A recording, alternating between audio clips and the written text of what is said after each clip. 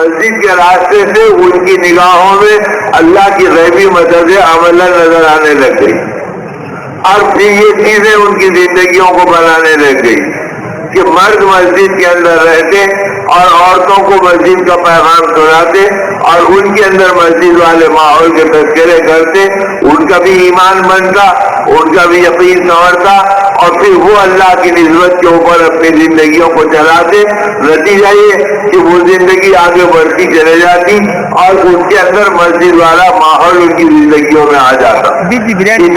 اتنا آتا کہ ایک صحابی کے پیٹ میں درد ہوا, انہوں نے کہا مجھے شہد پلا دو, تو شہد پلایا گیا تو دست آنے لگے اور پیٹ خراب ہو گیا. فرمایا اور شہد پلا دو, تو اور طبیعت بگڑ گئی, پیٹ پھولنے لگا. اب اس کیفیت کو دیکھ کے بچوں نے کہا ابا جان یہ کیا کر رہے ہیں, شہد پیتے جا رہے ہیں اور صحت بگڑتے جا رہی. تو چہرہ بدل گیا, جلال آ گیا. فرمایا خبردار خبردار, آئندہ یہ جملہ تمہاری زبانوں پہ نہیں آنا. اللہ نے اپنے کلام میں فرمایا ہے ہم نے شہد میں شفا رکھی ہے, یاد رکھو اگر شہد پیتے پیتے میں مر بھی جاؤں تو میرا پیٹ جھوٹا ہے اور اللہ کا فرمان سچا ہے. ارے ایسا ایمان ان کا بنا تھا. ایمان کے حلقوں میں بیٹھ کر اور ایمان کی مجلسوں میں شریک ہو کر اور ایمان کی بات دوسروں کو پہنچا کر اور ایمان کے دائرے میں لانے کے لیے مشقتوں اور مجاہدوں کو جھیل کر ان کا یہ ذہن بنا تھا. اس کا منبع مسجدیں تھی اور اس کا منبع مسجد نبی کی 24 گھنٹے کا ماحول تھا. ایسا ماحول تھا کہ ابو شواسا نامی ایک بادشاہ تھا یمن کے کسی علاقے کا, وہ چلے آیا اور آنے کے بعد کہا کہ مجھے تمہارے نبی سے ملنا ہے اور مجھے اسلام کے بارے میں کچھ اشکالات ہے, میں چاہتا ہوں کہ تمہارے نبی سے اپنے اعتراضات کو پیش کرو. صحابہ نے ابتدا دی. آپ نے فرمایا 24 گھنٹے اپنا مہمان بناؤ اور مسجد نبی میں بٹھاؤ, کھانے کے وقت کھلاؤ اور پینے کے وقت پلاؤ اور اس کی خدمت کرو اور اس کو اپنے ماحول میں اور اپنے ایمان کے حلقے اس کے کانوں میں پڑھنے میں اور آخرت کے تذکرے اس کے کانوں میں پڑھنے میں اسے وہی رہنے دو اور میں کل اس سے ملاقات کروں گا. اب 24 گھنٹے گزر گئے. 24 گھنٹے کے بعد میں جب وہ آیا اور آنے کے بعد اللہ کے نبی صلی اللہ علیہ وسلم نے اس کو دیکھا اور دیکھنے کے بعد آپ چلتے چلتے اس کے حلقے میں پہنچے اور فرمایا یہ بتاؤ تم نے میرے ساتھیوں کو کیسے پایا. تو وہ تڑپ گیا. اس نے کہا ان جیسا بنانے کے لیے مجھے بھی کلمہ پڑھا کر اپنی غلامی میں دے دیجیے. اب میری سارے اشکال دور ہو گئے اور اس عملی ماحول کو دیکھ کے مجھے ایمان بھی سمجھ میں آیا, آپ کی نبوت بھی سمجھ میں آ گئی, اللہ کی وحدانیت بھی سمجھ میں آ گئی. اب میں ہر غیر سے بیزار ہوں, میں اللہ کا نام لیتا ہوں, آپ کی نبوت کا اقرار کرتا ہوں, آپ کی غلامی میں آتا ہوں, آپ مجھے اپنے خدموں میں قبول کر لیجیے. تو ایسا ماحول مسجد کا بنا تھا کہ جس میں غیر کے بڑے بڑے لوگ, یعنی جس کو کوئی آدمی علاقے کا بادشاہ ہو اسے فہم رہتا, اس کا ذہن جو ہے چوطرف چلتا اور اس کے ذہن کی تیزی کی وجہ سے وہ ہر چیز پر ہر شعبے پہ کنٹرول کرتا. اور ایسا آیا تو 24 گھنٹے میں وہ بالکل ایسا بن گیا جیسے نمک کی کان میں نمک بن جاتی ہے ہر چیز. اب وہ یہ تھا کہ بس مجھے اپنی غلامی میں داخل کر دی.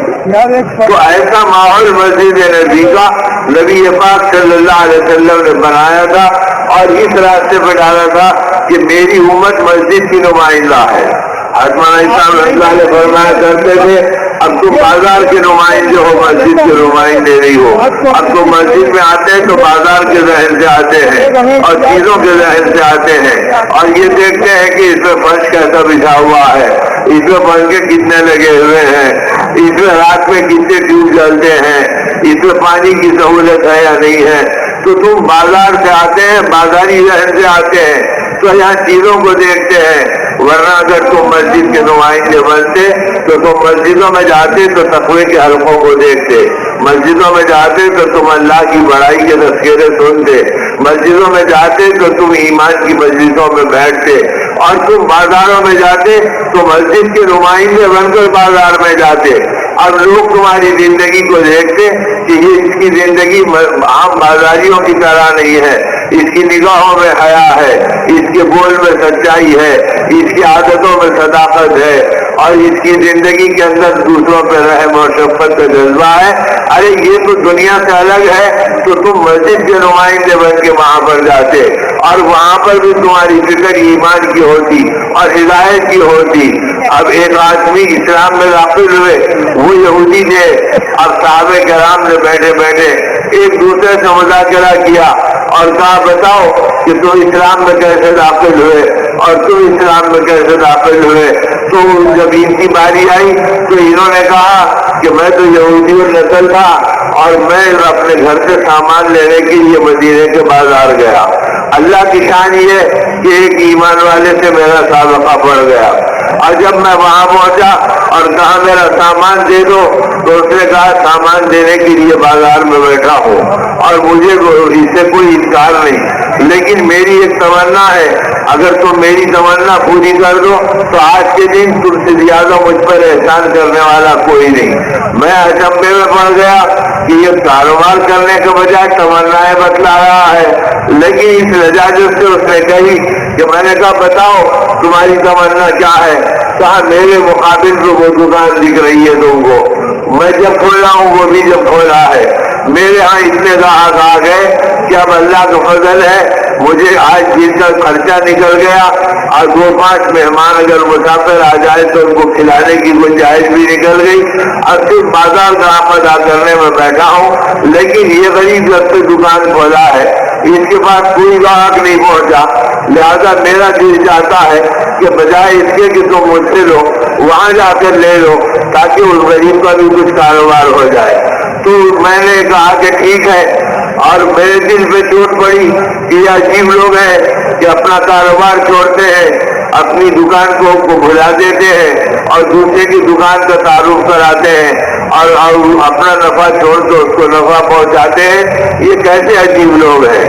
اب ایک چوٹ میرے دماغ پہ پڑی، اب آگے بڑھ کر جب میں اس دکان پہ پہنچا تو وہ بھی یہودی میں بھی یہودی، تو حیرت ہوئی کہ ان کو اتنی محبت عام انسانوں سے بھی ہے جو ان کے راستے میں کانٹے بچھاتے، جو ان کو تکلیف دیتے، اور یہ ہے کہ ان کے ساتھ رحمت کا اور ان کے ساتھ محبت کا معاملہ کرتے ہیں۔ اب دماغ پہ دوسری چوٹ پڑی، اس نے جو مجھے دیکھا تو لپک کر نیچے آیا، کہا بتاؤ کیا لینا ہے؟ میں نے کہا یہ لینا ہے۔ اس نے تیزی کے ساتھ سارا سامان دے دیا۔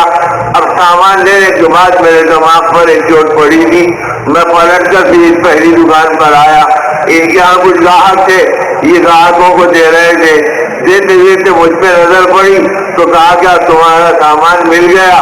میں نے کہا ہاں سامان مل گیا اور کام ہو گیا۔ تو پھر کہا بازار میں وقت کو گزارنے سے فائدہ کیا، جاؤ بیوی بچے انتظار کر رہے ہوں گے، اب یہ سامان لے کے چلو۔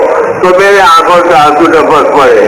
میں نے کہا تم نے مجھ سے پوچھا نہیں کہ میں پھر دوبارہ تمہاری دکان پہ کیوں آیا؟ کہا کیوں آئے؟ کہا تمہارے کہنے پہ سامان تو اس سے لیا، اب ایمان تم سے لینے کے لیے آیا ہوں۔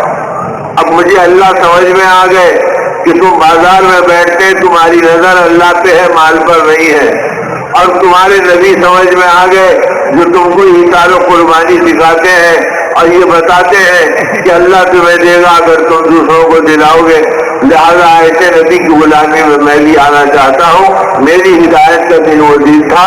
تو گویا جب ایمان والے ایمان کے ساتھ ایمان کے نمائندے بن کے بازاروں میں جاتے تھے تو ان کی فکر ایمان کی رہتی تھی، ان کی فکر آخرت کی رہتی تھی۔ اب نتیجہ یہ کہ جو ان کے پاس آتا وہ ایمان کی نسبت سے آتا اور اللہ پاک پھر ان کو یہ سب کچھ عطا کرتے، تو ہدایت ملتی تو ان کی تجارت بھی عبادت بنتی تھی اور آنے والوں کے لیے ہدایت بن جاتی تھی۔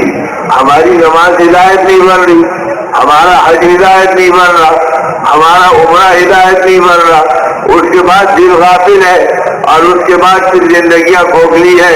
اب ان مسجد کے اندر جو نسبتیں حاصل تھی اور مسجد کے نمائندے بن کر جو آدمی اپنی زندگی میں مشق کرتا تھا تو ایسی بلند نمازیں ان کی ہوتی تھی کہ عبداللہ بن زبیر رضی اللہ تعالیٰ عنہ اپنے گھر میں نماز پڑھ رہے ہیں اور ان سب کے گھر کچے ہوتے تھے اور ان کے چھت گویا کھجور کی چھپروں کے ہوتے تھے اب آپ نماز پڑھ رہے ہیں، ایک دودھ پیتا بچہ، شیرخوار بچہ وہ بازو میں پڑا تھا، ان کا قیام چل رہا اور چھت سے سانپ کو گرا. اب سانپ گرا تو بچے پہ لپٹ گیا. اب گھر کی عورتوں نے شور مچایا، ارے سانپ آ گیا، سانپ آ گیا، سانپ آ گیا. اب نتیجے میں اور اڑوس پڑوس کے لوگ آ گئے. اب انہوں نے بہت اپنی جو تدبیریں تھی اختیار کی. اللہ کا کرم یہ کہ وہ سانپ جو بچے سے نکلا تھا وہ وہاں سے نکلا، پھر اس کو انہوں نے مارا، ختم کر دیا. اب ایک گویا سہماوٹ اور ایک گھبراہٹ اور پھر بچے کے بچے کی خوشی کی ایک کیفیت، ملی جلی دونوں چیزیں چل رہی ہے، گھر بھرا ہوا ہے. اب ان کا رکوع اپنے ہمیشہ کی طرح، ان کا قیام اسی اطمینان کی طرح، ان کا سجدہ ویسے ہی لمبا جیسے پہلے ہوتا تھا. اب چین سے نماز پڑھ رہے، نماز کے بعد سلام پھیرا تو فرمایا ارے اتنا ہجوم ہمارے گھر میں کیوں جمع ہے؟ تو لوگوں نے کہا اے عبداللہ اللہ تمہارے حال پہ رحم کرے، تمہارے بچے کو، دودھ کے بچے کو سانپ لپٹ گیا اور شور ہوا اور لوگ آئے اور اس کو مارا اور اس خوشی کے اندر بیٹھے کہ بچے کی جان بچی، اور تم الٹا پوچھ رہے کہ کیا ہوا؟ تو ٹھنڈی سانس بھر کے فرمایا ہائے آخرت کے سانپوں نے مجھے دنیا کے سانپوں سے بے خبر رکھا. تو ایسی نماز ان کی بنی تھی، اللہ سے لینے کے لیے یہ نسبتیں تھی. ہمارے حضرت مولانا اللہ فرمایا کرتے تھے اپنی نماز کو ایسی نماز بناؤ کہ تمہارا ایک ایک سجدہ تخت سلیمانی سے زیادہ قیمتی ہو جائے. اے اللہ ساری کائنات میری نگاہوں میں بے قیمت ہے، میں اپنے ایک سجدے کے اندر ساری دنیا کی قیمت کو لٹا کر تیرے قدموں میں آنے کے لیے کیا ہوں.